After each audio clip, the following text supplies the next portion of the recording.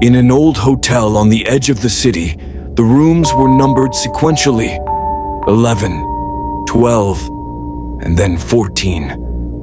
But those who had worked there for years knew room 13 exists. It is hidden behind a narrow door at the end of the corridor. The numbers on the plaque are almost worn off, and the door is always locked.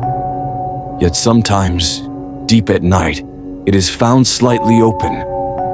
One journalist, having heard the rumors, insisted on being placed in that very room. The receptionist hesitated for a long time, but finally handed him the key. Inside, everything seemed ordinary: an old bed, a wardrobe, a chair by the window.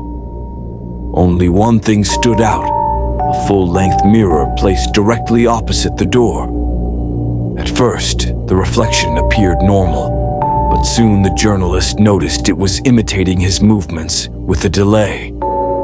When he smiled, the reflection smiled slightly wider. When he blinked, the reflection's eyes remained open.